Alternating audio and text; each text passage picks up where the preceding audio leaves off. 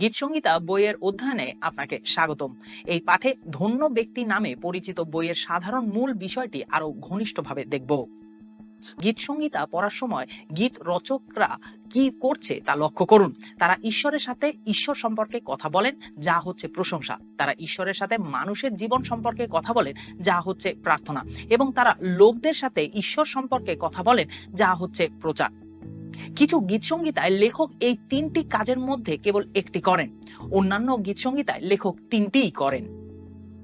অধ্যয়নের গভীরে যাওয়ার সাথে সাথে আপনি চারটি বিষয় লক্ষ্য করবেন, যা সমগ্র গীত সংগীতা জুড়ে বিস্তৃত। প্রথম মূল বিষয়টি হলো ধন্য ব্যক্তি। এখানে আমরা দেখতে পাই যে গীত রচক আমাদেরকে ধন্য জীবনযাপনের চাবিকাঠি দিচ্ছেন। দ্বিতীয় মূল বিষয়টি হলো আবেগীয় বিষয়। এতে গীত রচক মানুষের অভিজ্ঞতার উপর ভিত্তি করে আবেগ প্রকাশ করছেন। এটি আমাদের সকল ধরনের আবেগের সাথে কিভাবে মোকাবিলা করতে হয় তা শেখাতে সাহায্য করে। তৃতীয় মূল বিষয়টি হলো উপাসনা। এখানে গীত রচক কেবল উপাসনাই করছেন না, বরং উপাসনায় কিভাবে আন্তরিক হতে হয় তাও দেখিয়ে দিচ্ছেন। শেষের মূল বিষয় হলো মসিহের বিষয়। এতে লেখক যিশুর জীবন ও পরিচর্যার সাথে প্রাসঙ্গিক কথাগুলো লিখে রাখছেন। গীত সংগীতা 23 অধ্যায় হলো ধন্য মানুষের গীতের একটি উদাহরণ। এটি ঈশ্বরের সাথে দাউদের সম্পর্ককে উন্মোচন করে, ঈশ্বরকে একজন উত্তম রাখাল হিসেবে, রূপক হিসেবে ব্যবহার করে। দাউদ নিজেকে এবং মানব জাতিকে মেষ হিসেবে উল্লেখ করেছেন। যদিও গীত সংগীতা 23 অধ্যায় সম্ভবত সবচেয়ে সুপরিচিত ধন্য মানুষের গীত, এই মূল বিষয়টি বইয়ের প্রথম গীত থেকেই পাওয়া যায়। তাই এটা মনে হয় না যে গীত সংগীতা এলোমেলো করে সাজানো, বরং ইচ্ছাকৃত। এবং গীত সংগীতা 1 অধ্যায়কে অনেকেই পুরো বইয়ের একটি উদ্দেশ্যমূলক ভূমিকা হিসেবে বিবেচনা করেন। এটি 1 থেকে 3 পদের এই কথা দিয়ে শুরু হয়: ধন্য সেই লোক যে দুষ্টদের পরামর্শ মতে চলে না, পাপীদের পথে থাকে না, ঠাট্টা বিদ্রুপকারীদের আড্ডায় বসে না, বরং সদাপ্রভুর আইন কানুনেই তার আনন্দ, আর সেটাই তার দিন রাতের ধ্যান। সে যেন জলস্রোতের ধারে লাগানো গাছ, যা সময় মতো ফল দেয় আর যার পাতা শুকিয়ে ঝরে যায় না। সে সব কাজেই সফলতা লাভ করে। সুতরাং গীত সংগীতা 1 অধ্যায় পাঠকের সামনে দুটি সম্পূর্ণ ভিন্ন ব্যক্তির পরিচয় তুলে ধরে: ধন্য এবং অধার্মিক মানুষ। যিশু তার শিক্ষায় একই ধারণা উপস্থাপন করেন। তিনি ব্যাখ্যা করেন যে একটি কঠিন সংকীর্ণ পথ আছে যা অনন্ত জীবনের দিকে নিয়ে যায়, এবং একটি সহজ প্রশস্ত পথ আছে যা অনন্ত ধ্বংসের দিকে নিয়ে যায়। যিশু এই একই চিন্তা ভাবনা শেখানোর জন্য অন্য একটি চিত্র ব্যবহার করেন, যেখানে তিনি দুজন ব্যক্তির গল্প বলেন যারা ভিন্ন ভিন্ন ভিত্তির উপরে তাদের ঘর তৈরি করে। একজন মানুষ পাথরের উপর তার ঘর তৈরি করে, তাই তার কাঠামো শক্তিশালী এবং কঠিন ঝড়ের মাঝেও টিকে থাকতে সক্ষম। অন্যজন বালির উপরে তার ঘর তৈরি করে এবং তার কাঠামো নড়বড়ে এবং কঠিন ঝড় এলে ভেঙে পড়ে। যিশু সত্য এবং মিথ্যা ভাববাদীর তুলনা করেই এই ধারণা উপর জোর দেন। যিশু এই উদাহরণগুলোতে আমরা যেমন দুটি ব্যক্তিকে দেখি, তেমনি দুজন ব্যক্তির পরিচয় তুলে ধরেন এবং তার শ্রোতাদের জিজ্ঞাসা করেন, আপনি কোনজন? এটা স্পষ্ট যে গীত রচক এমন একটি ধারণা উপস্থাপন করছেন যা যিশুর হৃদয় উপস্থাপনের জন্য অত্যন্ত গুরুত্বপূর্ণ। ধন্য সেই ব্যক্তি যে আশীর্বাদগুলো পান, এগুলো তার সুচিন্তিত মূল্যবোধ এবং পছন্দের ফল। তিনি জীবনের ফাঁদগুলো এড়িয়ে চলেন, সংকীর্ণ পথে চলেন, একটি দৃঢ় ভিত্তির উপর তার ঘর তৈরি করেন এবং একজন সত্যবাদী নবী। একইভাবে যে ব্যক্তি ধন্য নয়, তাকে ধ্বংসের দিকে নিজেকে পরিচালিত করা, খারাপ সিদ্ধান্ত গ্রহণকারী হিসেবে চিত্রিত করা হয়। 4 থেকে 6 পদে গীত রচকের ব্যাখ্যাটি একটু দেখুন। কিন্তু দুষ্টেরা সেরকম নয়, তারা যেন বাতাসে উড়ে যাওয়া তুষ। এই জন্য বিচারের দিনে দুষ্টরা টিকবে না, পাপীরা ঈশ্বর ভক্তদের দলে টিকে থাকতে পারবে না। কারণ ঈশ্বর ভক্তদের চলার পথের উপর সদাপ্রভুর খেয়াল আছে, কিন্তু দুষ্ট লোকদের চলার পথে রয়েছে ধ্বংস। এই গীতটি এক প্রকার হিব্রু কবিতা, যেখানে একটি নেতিবাচক বিবৃতি একটি ইতিবাচক সত্য প্রকাশ করে। এইভাবে ভাবুন, ঠিক যেমন একজন জহুরি তার হীরা প্রদর্শনের জন্য একটি কালো মখমলের কাপড় ব্যবহার করেন, তেমনি দাউদ ধন্য মানুষ এবং তার আশীর্বাদের তুলনা করার জন্য অধার্মিক মানুষটিকে ব্যবহার করেন। 1-2 পদে বলে যে ধন্য মানুষ পার্থিব জ্ঞানের সন্ধানে তার জীবনযাপন করেন না, তাই এর অর্থ হলো যে মানুষটি ধার্মিকতার পথে চলে। তিনি প্রকৃতপক্ষে একজন ধন্য মানুষ, কোনো দুর্ঘটনা বা কাকতালীয় ভাবে নয়। মানুষটি ধন্য কারণ সে ঈশ্বরের বাক্য বিশ্বাস করে, ভালোবাসে, অধ্যয়ন করে এবং মেনে চলে। আসুন আমরা এই বিষয়টি আরো উন্মোচন করতে থাকি। দ্বিতীয় বিবরণ 17-18 পদে ঈশ্বর ইসরায়েলের ভবিষ্যৎ রাজাদের জন্য কিছু মৌলিক আদেশ দিয়েছিলেন। লেবীয়দের মধ্যে যারা পুরোহিত, তাদের কাছে আইন কানুনের যে বই আছে, সিংহাসনে বসবার সময় তাকে সেই বই থেকে তার নিজের জন্য সব আইন কানুন একটি বইয়ে নকল করে নিতে হবে। সেটা তার কাছেই থাকবে এবং সারা জীবন তাকে তা পড়তে হবে, যাতে সে তার ঈশ্বর সদাপ্রভুকে ভক্তিপূর্ণ ভয় করতে শেখে এবং এই আইন কানুন ও নিয়মের কথাগুলো মেনে চলে। এর ফলে অন্যান্য ইসরায়েলীয় ভাইদের চেয়ে নিজেকে বড় করে দেখবার ভাব তার মনে আসবে না এবং আইন কানুন থেকে সে এদিক ওদিক সরে যাবে না। এতে সে ও তার বংশধরেরা ইসরায়েলীয়দের উপর অনেক দিন রাজত্ব করতে পারবে। দেখুন, ইসরায়েলের সমস্ত ধন্য পুরুষদের মধ্যে রাজার চেয়ে বেশি ধন্য আর কেউ হতে পারে না, কারণ তাকে অবশ্যই বিজ্ঞতার সাথে এবং দীর্ঘ সময় ধরে শাসন করতে সক্ষম হতে হবে।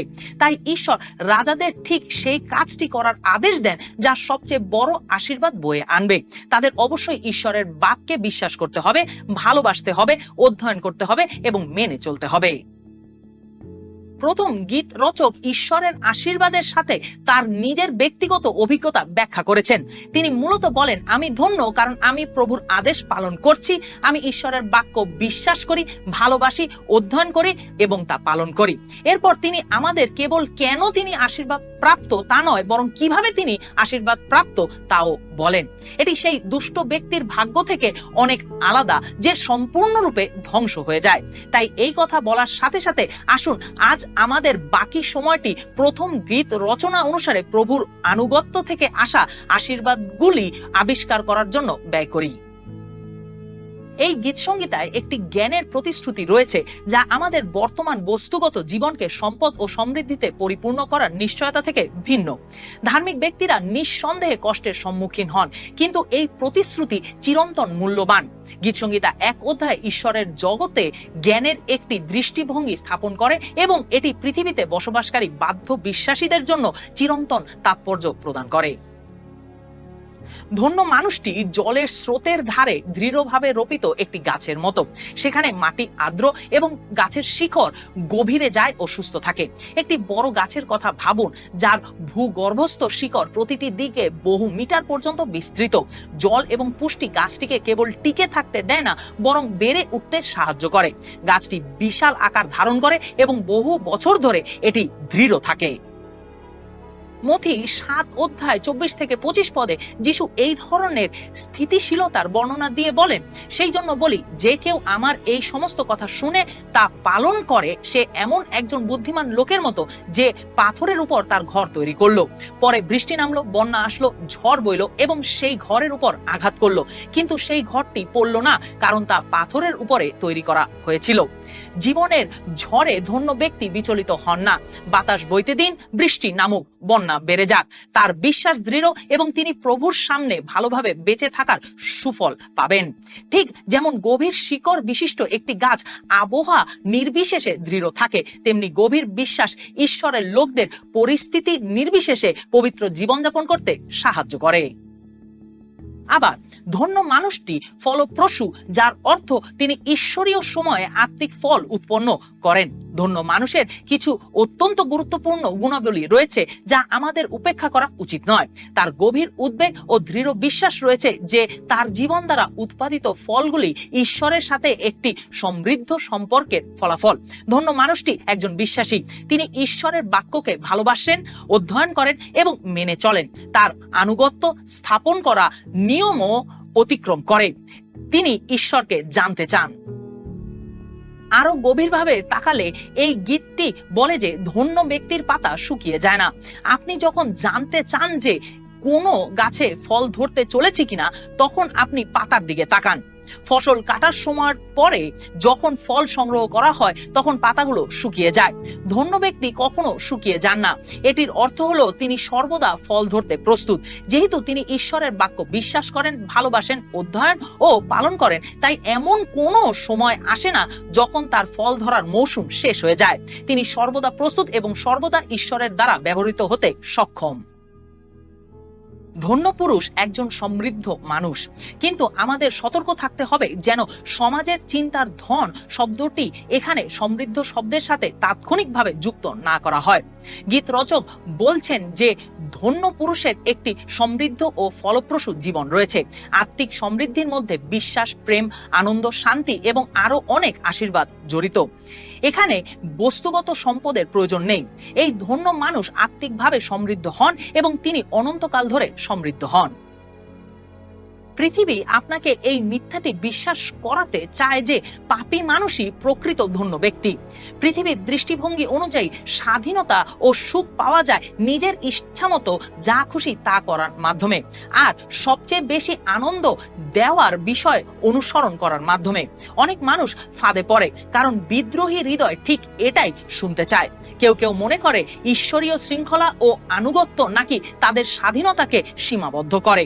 তারা বিশ্বাস করে যে আনুগত্য তাদের জীবনের সব আশীর্বাদ উপভোগ করা থেকে বঞ্চিত করে, কিন্তু এটি সম্পূর্ণ মিথ্যা। স্বার্থপরভাবে যাপিত জীবন সহজ নয় এবং দীর্ঘমেয়াদে তা কখনোই ধন্য জীবন নয়। যদিও তা স্বল্প সময়ের জন্য আনন্দ দিতে পারে, এই ধরনের জীবন বহু ক্ষতি ডেকে আনে এবং আত্মার উপর গভীর চাপ সৃষ্টি করে, এমনকি শরীরকেও ক্ষতিগ্রস্ত করে। পাপ বেছে নেওয়ার ক্ষণস্থায়ী আনন্দের চেয়ে ধন্য ব্যক্তির নিরাপত্তা, দীর্ঘায়ু এবং সমৃদ্ধি অনেক বেশি। ধন্য ব্যক্তির আনুগত্যের চিরন্তন মূল্য রয়েছে। ঈশ্বরের বিচারের মুখোমুখি হওয়ার সময় এলে সে দৃঢ়ভাবে দাঁড়াবে। অন্যদিকে পাপী সেই দিনে দাঁড়াতে পারে না। পাপী দুষ্টতা এবং স্বার্থপরতার মাধ্যমে যা অর্জন করে তা স্থায়ী হয় না এবং ঈশ্বরের বিচারে তা কখনো টিকে থাকবে না।